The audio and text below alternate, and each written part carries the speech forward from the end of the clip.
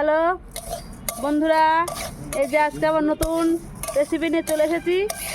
পিঠেটার মুখ সামালি পিঠে। এই যে ডাল ভাজি, ডাল ভাজা এগুলো জল দেবো ভালো করে। আমার গা উঠছে না, শুধু ওটা উঠছে। এই যে বন্ধুরা, ডাল ভাজা হয়ে গেছে, এবার জল দিচ্ছি।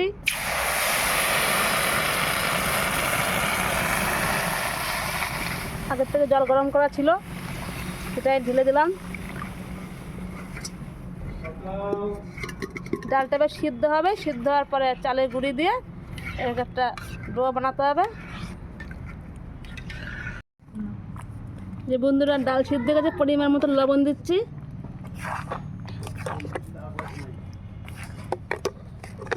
এবার চালের গুঁড়ো দিয়ে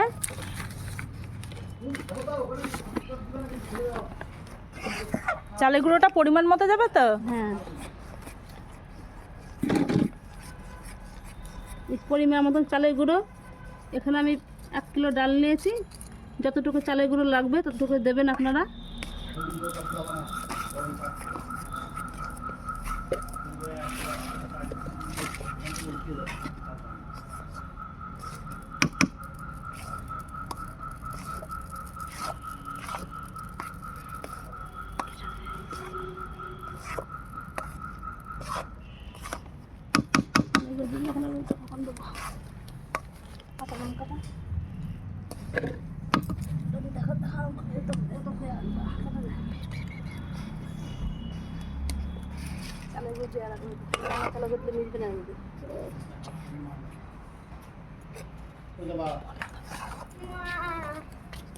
একটু আদা, একটু কাঁচা লঙ্কা পেস্ট করে এর মধ্যে মিশিয়ে দেবো।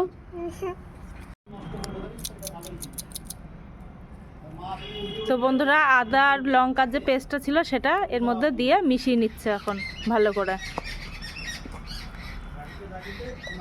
তাহলে গুড় দিয়ে জ্বালাচ্ছে, এটাকে একটু ছেই করবো।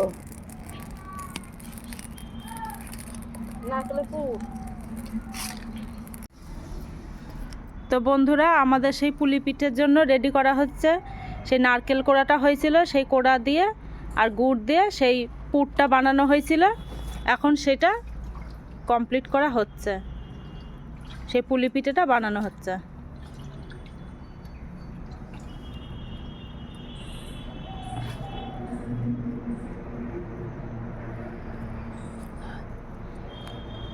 তো বন্ধুরা, আমাদের পিঠে ভাজা শুরু হয়ে গেছে, পুলি পিঠে।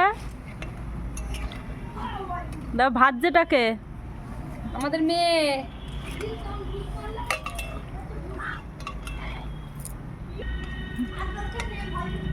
কি রে, কেমন পিঠে ভাজছিস?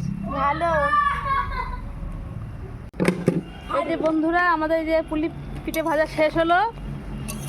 খেয়ে দেখো, দেখে বলবা কেমন হয়েছে। লাইক, কমেন্ট, শেয়ার অবশ্যই করে দিও। টাটা।